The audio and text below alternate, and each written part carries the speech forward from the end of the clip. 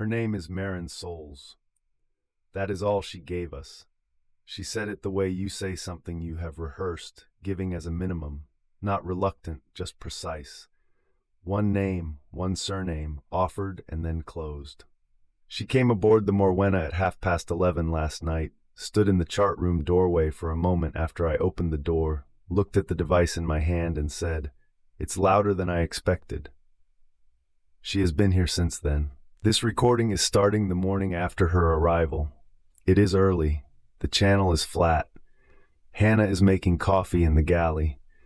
Marin Souls is sitting at the far end of the chart table with her back against the bulkhead, looking at the 2 keys I left out last night, and she has not touched them. I am going to find the municipal demolition record for 47 Marginal Road. That is the objective for today. The fire that ended the building, the date that matches O'Connor's last journal entry, the names on the response ledger. I need those names. Everything else waits. I made the request for the demolition file before we left for the headland, through the same municipal archive access Hannah set up during the Season 2 investigation. The file arrived by document transfer yesterday while we were still traveling. I have not looked at it until now. I open it on the chart table, shifting the southern node map to one side to make room. The demolition order is straightforward. Property at the address on Marginal Road, demolition authorized following structural damage from fire. Date of order, September 1931. The building was cleared by November of that year. The order references a fire response report filed in August and instructs me to cross-reference that document for the incident assessment. I look for the fire response report in the packet. It is there, 3 pages, official municipal letterhead. August 14th, 1931. Hannah comes in with the coffee. She sets a cup near me and one near Marin Souls without comment. Marin Souls says nothing. Hannah sits down across from me and reads the demolition order upside down, which is something she does when she wants the document structure before its content. She says, August. I say I know. O'Connor's last journal entry is undated in 1931. We do not know the month. August is possible. Hannah wraps both hands around her cup and does not say anything else. The fire response report is 3 pages. The first page is the incident summary. Address, date, time of call, responding unit. The fire was reported at approximately 10 in the evening. Responding crew arrived to find the upper floors already involved. The building was empty when they arrived. No casualties recorded at the scene. The fire was brought under control by midnight, but the upper structure was a total loss. I am looking for the section on witnesses and persons present at the scene, which is standard format for these reports. It appears at the bottom of page 2, continued on to page 3. Page 3 has been damaged, not water damage, not age. The upper right quadrant of the page has been cut away. A clean line, scissors or a blade, done deliberately. The section that listed attending names extends off the page into the missing portion. I tell Hannah. She comes around to look. She traces the cut edge with one finger, not touching the missing area, just following the line. Clean cut. Old. Whoever removed that section did it a long time ago and did not bother to conceal that they had done it. From across the table, without looking up from the keys, Marin Souls says, "How many names are on the remaining portion?" I look.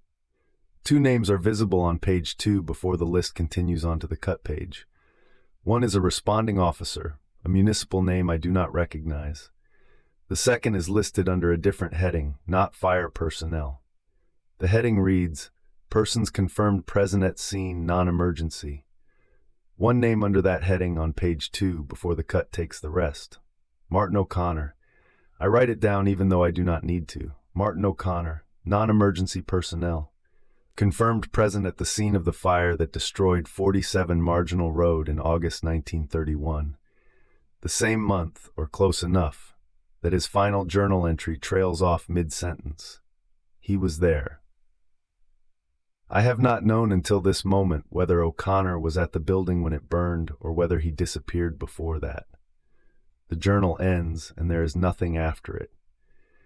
The absence of documentation is its own kind of record, but it is not specific. Now it is specific. He was there the night the building came down. I try to construct what that looked like from the report's detail. Fire reported at 10 in the evening, which means it was dark, which means anyone standing at the scene would have been visible against the building's light. The responding crew found the upper floors already involved when they arrived. That is a building that has been burning for some time before anyone called it in. 20 minutes, maybe more, for a fire to reach the upper floors with that kind of intensity, which means the fire started before 10.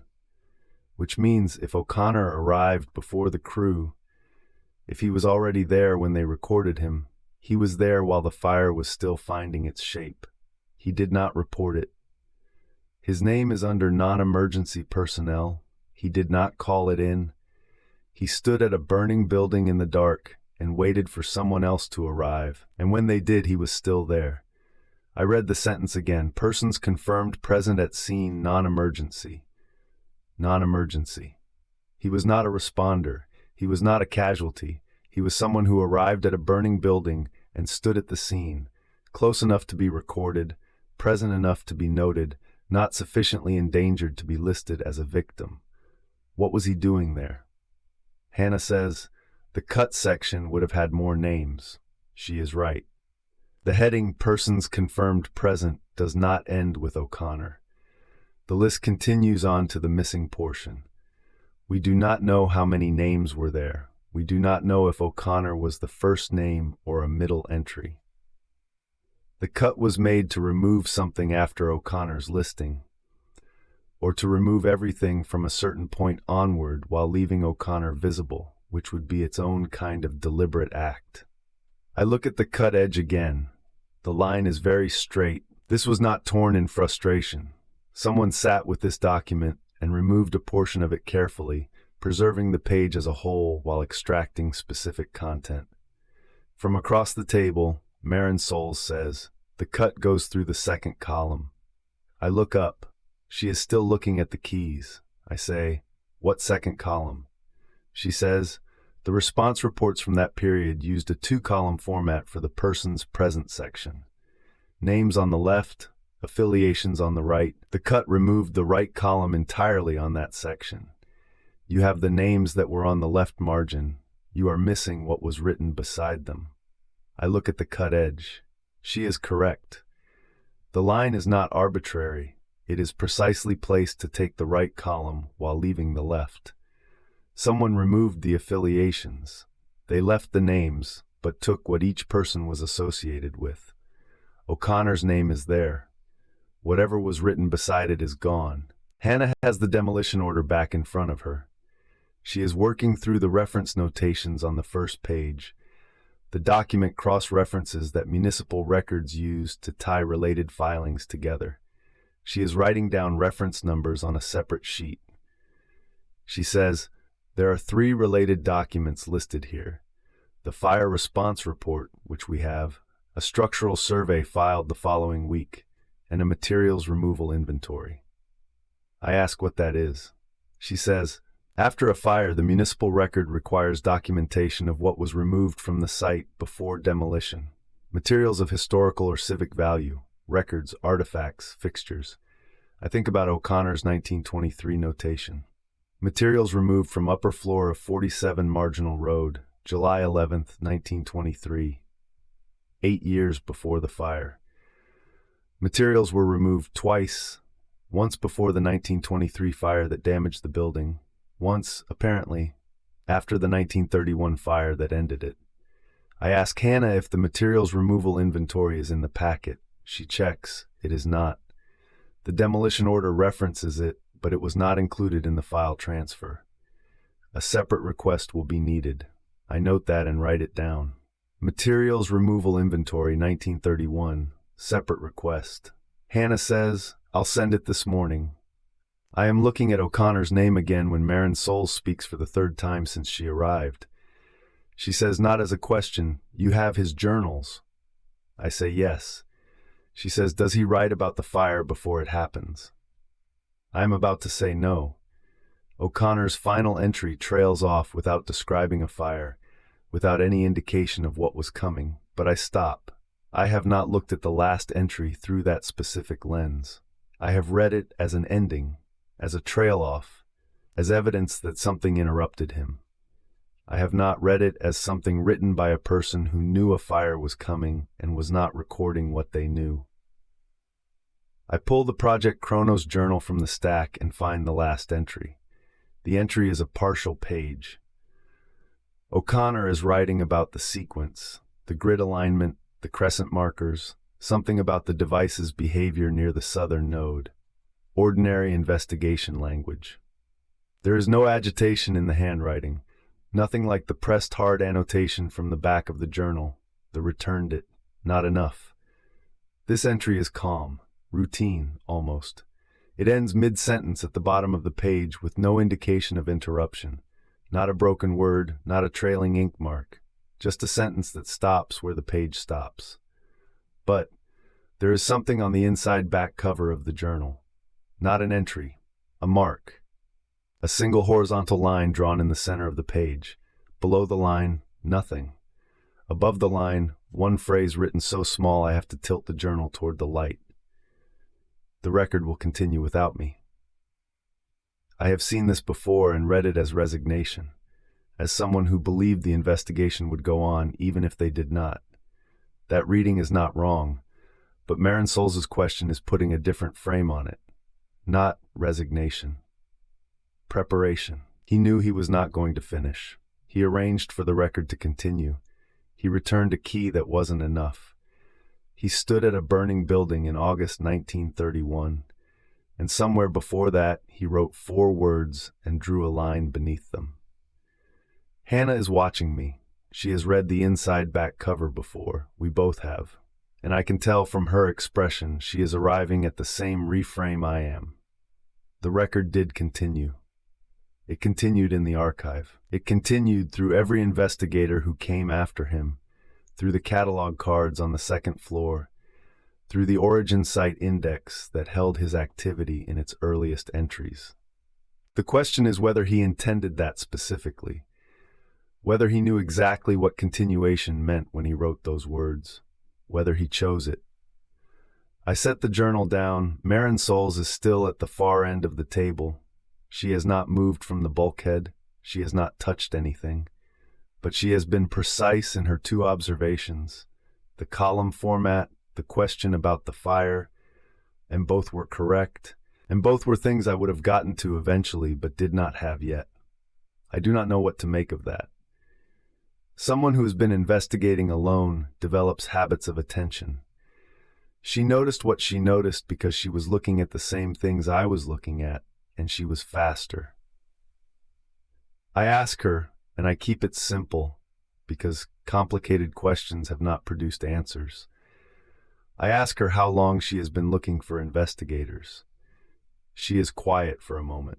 Then she says, long enough to know there are fewer of us than there should be. I wait. She does not elaborate immediately, but she does not close off either. She is looking at the demolition order the way someone looks at a document they recognize the format of. Not this specific document, the type. I ask her what she means by fewer. She says, the signal doesn't produce itself. You know that. It comes from people, from investigators. The system has been running for a long time. She pauses. There should be more of us by now. There aren't, Hannah says from her side of the table, because they stop. Marinsol's looks at her. Something shifts slightly in her expression. Not surprise, more like confirmation. She says, because they stop, or because they don't find each other, or because they reach something in the system that the system isn't ready to support and they... She stops, then they don't always come back from that. The chart room is quiet for a moment. Outside, the channel moves against the hull. I ask her how she carries the signal, whether she entered through a node, through a sequence, the way we did. She says, I didn't enter through anything. I heard it first. Then I found the records afterward. She looks at the keys again. Same as O'Connor. She picks up her coffee. She looks at the keys again. Hannah asks, without looking up from her reference notes, "How did you find the Morwenna?" Marin Soul says, "I followed the signal." She means the device. She means she carried something, or is something, that let her track two investigators aboard a heritage vessel on a channel estuary. And she followed it here, and she knocked on a door, and now she is sitting in the chart room while we read demolition records from 1931. The device on the table is still active, still holding its directional tone. It has not moved since last night. It is pointing at her steady and unaltered, and it has been pointing at her this entire time. I look at the two keys on the table between us. She is looking at them too. The device holds its tone, steady, unchanged. I reach for the materials removal inventory note I wrote earlier, separate request, 1931, and I am writing the reference number when I notice Marin Souls has leaned forward slightly, not toward me, toward the keys. She is looking at the title shelf stamp on the inner shaft of the second key, the one I found last night, the one that places the key outside the archive's origin entirely.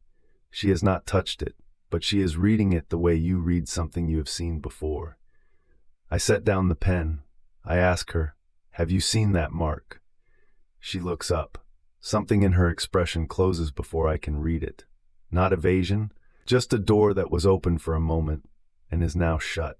From the passageway, Hannah calls out that the archive request has gone through, but there's a complication with the materials inventory reference. She needs the demolition order number. Can I read it to her? I pick up the demolition order. Marin Souls reaches across the table and places one finger on the second key, not picking it up, just contact. Just the tip of one finger on the bow, precisely where the title shelf stamp is. The device tone shifts.